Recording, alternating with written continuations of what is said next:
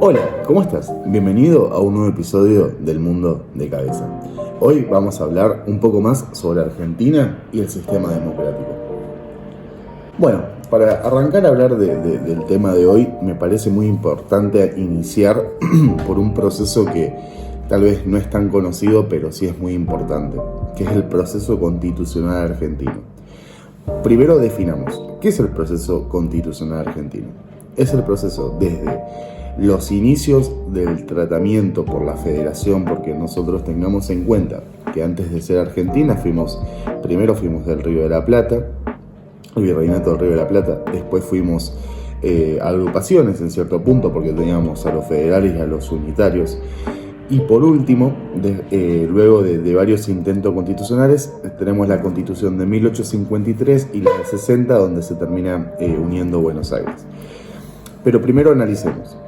¿Qué eran los federales? Los federales eran un grupo de provincias que querían que Argentina, o que el territorio que hoy es Argentina, sea un país, ¿sí? Y por otra parte teníamos a los unitarios, que estaban compuestos únicamente por Buenos Aires, que lo que querían era ser ellos mismos su propio país o su propio gobierno, sin compartir. Sin compartir que Buenos Aires, tengamos en cuenta que tiene y tuvo y tendrá un puerto, y es uno de los más importantes de Latinoamérica, en ese momento también. Entonces, ¿qué es lo que sucede?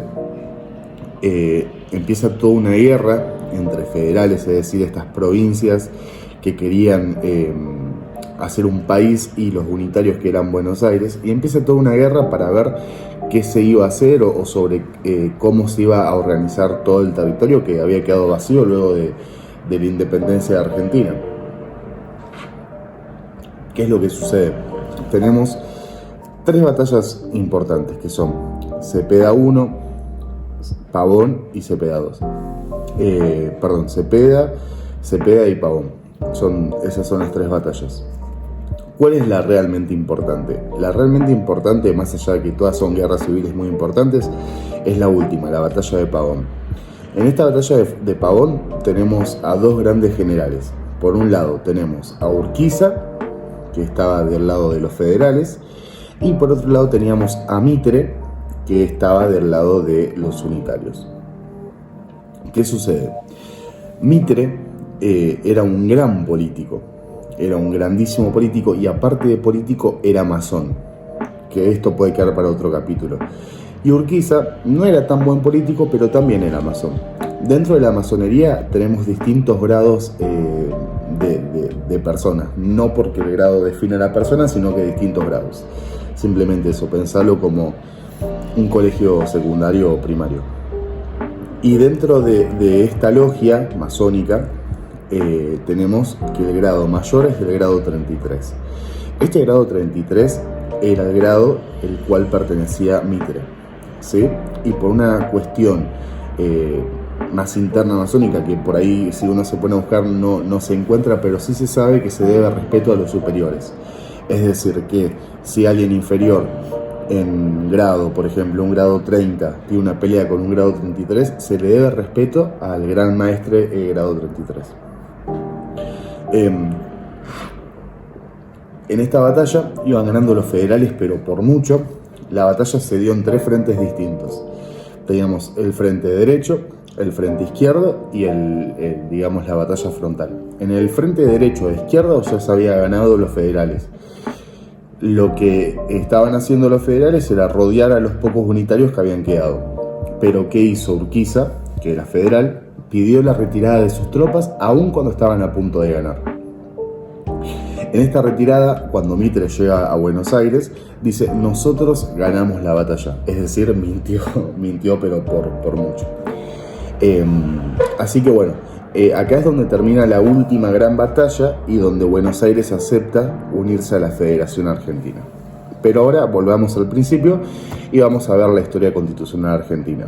Nosotros tenemos los ensayos constitucionales, que son los primeros intentos de constitución que tiene el país, ¿sí? Que son en 1819, 1823 y 1827. Esos son los tres grandes intentos constitucionales. No se dieron por distintas circunstancias, por falta de quórum, por falta de votos en cuanto a esa constitución, pero esos son los 3 intentos. La primera y la única, porque después son reformas, ¿no? Pero la primera constitución argentina es del año 1853. Aquí es cuando se da la Constitución Argentina, que como comentaba anteriormente estaba compuesto por solamente 14 provincias, menos Buenos Aires, que seguía siendo unitaria. Después viene la batalla de Pavón.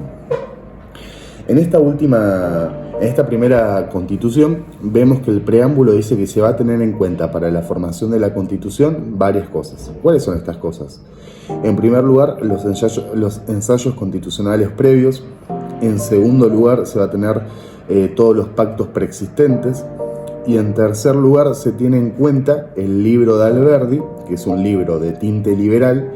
Por eso la Constitución Argentina se la considera una constitución de tinte liberal, y se lo tiene en cuenta. Por eso Alberdi, algunas personas lo toman como el padre de la democracia, o el padre por lo menos del constitucionalismo argentino, ¿sí?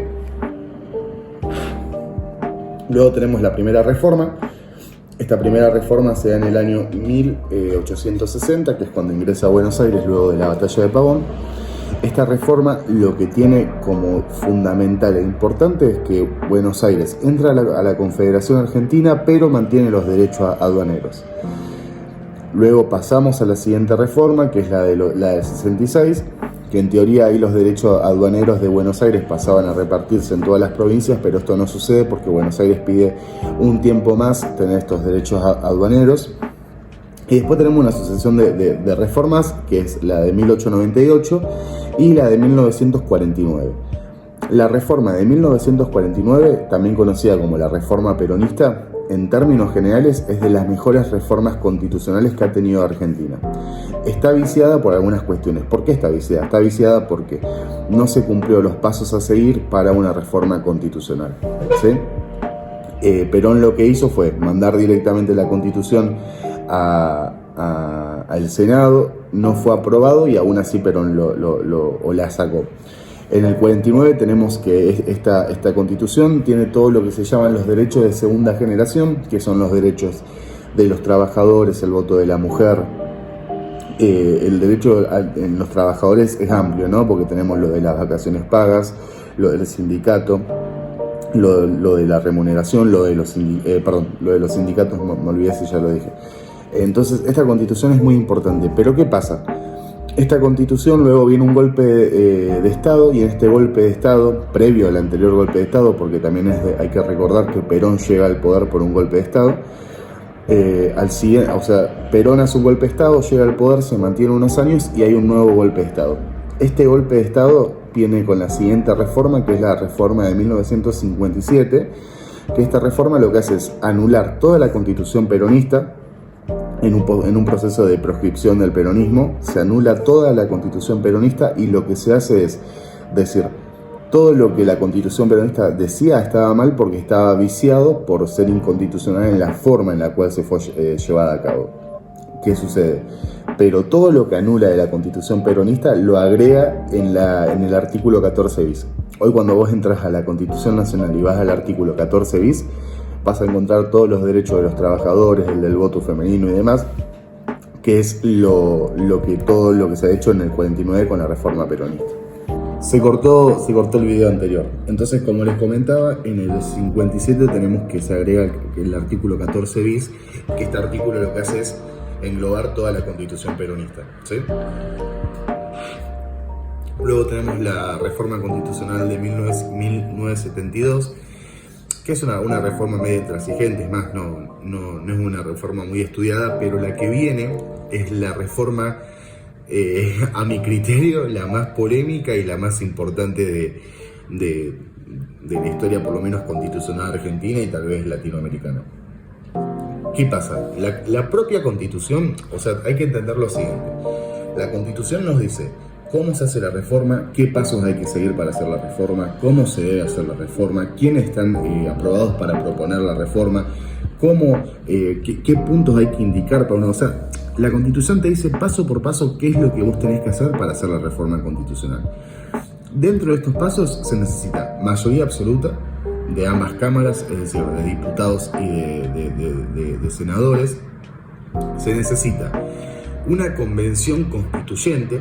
Esta convención constituyente es un grupo de personas que son designadas también por ambas cámaras y lo que hacen es hacer la reforma constitucional correspondiente. Y esta convención constituyente solo pueden hacer la reforma sobre los puntos que ambas cámaras aprobaron. Es decir, que si las cámaras dijeron la reforma constitucional debe hacerse sobre el artículo 1, 20 y 25, la convención, en teoría, por lo que dice la Constitución, no puede reformar el artículo 70, porque no está dentro de los artículos permitidos para que la comisión pueda reformar, ¿sí? Entonces, la reforma de 1994 es una reforma en realidad muy importante porque lo que hace es ingresan los derechos de tercera generación, que son los derechos medioambientales, sobre un medio ambiente digno y el cuidado del mismo, y al mismo tiempo es una reforma política en cierto punto. ¿Por qué es una reforma política? Es una reforma política porque es el resultado del Acuerdo de Olivos. El Acuerdo de Olivos es un acuerdo entre Menem y Alfonsín, que lo que hacen es hacer el acuerdo para... porque ¿qué pasaba anteriormente? Argentina estaba basada en colegios electorales, como explicábamos en el podcast anterior, es lo que sucede en Estados Unidos. Y los gobiernos eran, de cualquier presidente, era solamente un mandato de 6 años. Luego de esta reforma se eliminaron los colegios electorales y se puede hasta 2 mandatos de 4 años, que fue por ejemplo el caso de Cristina Kirchner, que tuvo 2 mandatos de 4 años y al siguiente mandato ella misma propuso a Daniel Scioli, que perdió las elecciones en balotaje con Mauricio Macri. Entonces, luego de este pacto entre Alfonsín y Menem, que en realidad es el pacto entre el peronismo y los radicales, lo que hacen es decir, bueno, necesitamos una reforma, esta reforma vamos a uno de los puntos va a ser sobre los mandatos presidenciales y después lo que se agrega son estos derechos de tercera generación, que están totalmente entrelazados y es la parte, digamos, más importante de esta reforma, que es, se agregan tratados internacionales, ¿sí? ¿Qué es un tratado internacional? Es un convenio multilateral o bilateral. Bilateral es cuando es entre 2 y multilateral entre más de 2 estados, para mejorar las relaciones internacionales. Acá ya empezamos a oler, ¿no?, un poco esto, lo que hoy se habla con tanta normalidad, que es la globalización. Bueno, con los tratados internacionales un poco que se empieza a pensar en esto, ¿no? Argentina empieza a agregar tratados internacionales y estos tratados internacionales se toma una postura monista dualista, ¿sí? ¿Qué significa esto? Se toman a los pactos internacionales, se los toman de manera tal que lo que se hace es mantenerlos en la jerarquía constitucional. Es decir, nosotros tenemos la pirámide jurídica que cuando uno estudia derecho lo ve rápidamente, que es una pirámide, y en esta pirámide tenemos arriba del todo tenemos a la Constitución, luego tenemos a los distintos códigos de fondo como el Código Civil, el Código Penal, después tenemos las regulaciones más bien nacionales, provinciales, municipales. Entonces la Constitución está arriba del todo en la pirámide, ¿no? Entonces, en esta pirámide lo que entra en juego ahora es la presencia de los tratados internacionales. O sea, los tratados internacionales tienen la misma validez que la que tiene la Constitución Nacional. Entonces es también un cambio de paradigma jurídico en Argentina.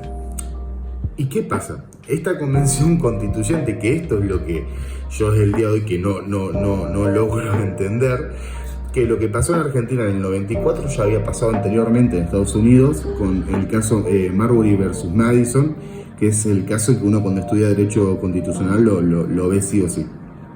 ¿Qué sucede? Tenemos que en la Convención Constituyente se le designan los determinados puntos a realizar, y estos determinados puntos que debe realizar la Convención Constituyente se extralimitan uno de estos puntos, que si mal no recuerdo es el artículo 75, inciso 22 más o menos, que lo que era, o artículo 99, inciso 22, uno de esos dos, no recuerdo, acá abajo voy a poner bien cuál era. Lo que hace es hacer extralimitarse de lo que la Convención Constituyente había permitido, que es, hasta entonces los jueces iban a mantener su cargo hasta que manteniesen su buena conducta. Es decir, si el juez tenía buena conducta, este podía estar hasta el día que se muera como juez de cualquiera de todas las cámaras. Lo que hace esta convención constituyente es eso, modificarlo, pero sin el permiso ni de Senado ni de diputados. O sea, básicamente hacen lo que quieren. Ahora bien, ¿qué es lo que sucede en todo esto? Hay un juez, que es el juez Fait, que se ve perjudicado por esto, porque lo que modifica la Convención Constituyente es, a partir de los 75 años tiene que hacerse un estudio y ambas cámaras, tanto diputados como senadores, deben permitirle seguir en su puesto. Entonces hay un juez que se ve totalmente afectado, que era el juez Fait, tenía que hacerlo de estudio, sumado a tener que tener la aprobación. Entonces el juez Fait lo que hace es, dice, esta norma constitucional es inconstitucional. O sea, es totalmente loco, ¿no? Porque una norma constitucional que sea inconstitucional, uno dice, es totalmente imposible, eso pasa en muy pocos lugares. Entonces, bueno, ¿qué sucede? Fait dice, esta norma es inconstitucional y a mí no se me puede aplicar, me veo totalmente damnificado por este cambio que no está permitido dentro de los puntos que se había designado la Convención Constituyente, ¿no? Entonces, ¿qué se hace? Se le dice, usted tiene razón, este artículo queda totalmente anulado. Se anula ese artículo, se lo toma como un artículo inconstitucional y por ende deja de tener validez. A los años viene otro juez y dice, este artículo está bien porque la Convención Constituyente es un órgano absolutamente soberano. ¿Qué significa esto? La Convención Constituyente lo que está haciendo cuando reforma la Constitución básicamente es la representación de cada uno de todos los argentinos. En el momento en donde la Convención Constituyente está reformando la Constitución, tiene hasta más poder que un presidente, más poder que un diputado, más poder que, te diría, que cualquier persona en Argentina. Entonces, la interpretación que hace este otro juez es decir, toda esta convención tiene la suficiente garantía de validez porque son absolutamente soberanos sobre lo que están haciendo, entonces tienen el permiso de extralimitarse sobre los puntos antes dados, ¿no? Y ahí lo que se hace, bueno, básicamente se le da la razón a este otro juez y Fait tiene que empezar a hacerse estudios. Pero, ahora bien, ¿qué tan bien está darle el poder a las convenciones constituyentes de hacer lo que quieran? Primero, cuando la Constitución dice algo, la Constitución dice lo contrario, y segundo, un país subdesarrollado como es Argentina, que podemos tener todos los problemas que se pueden tener, ¿no? Porque mañana dicen, bueno, hagamos una reforma constitucional y pueden hacer lo que quieran, porque en total se basa en el fallo anterior, donde dicen, somos un órgano soberano y podemos hacer lo que quieran. Entonces, en cierto punto es muy peligroso. Pero bueno, este es el proceso constitucional argentino desde 1853 hasta 1994.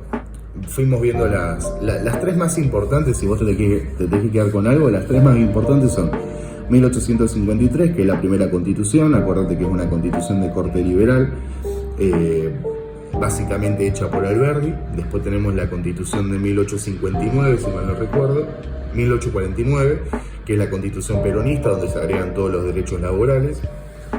Y por último tenemos la constitución, bueno, sobre la de 49 también acordate que después llega el gobierno de facto, elimina esa constitución y agrega todo lo que estaba en esa reforma, la agrega en el 14 bis.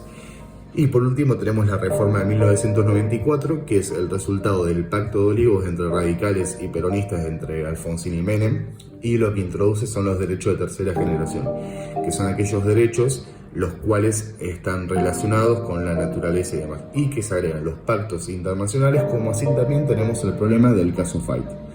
Así que bueno, esta es un poco la historia constitucional argentina, espero que te haya sido ameno, que te haya gustado, y bueno, el lunes venimos con un nuevo capítulo. Nos vemos.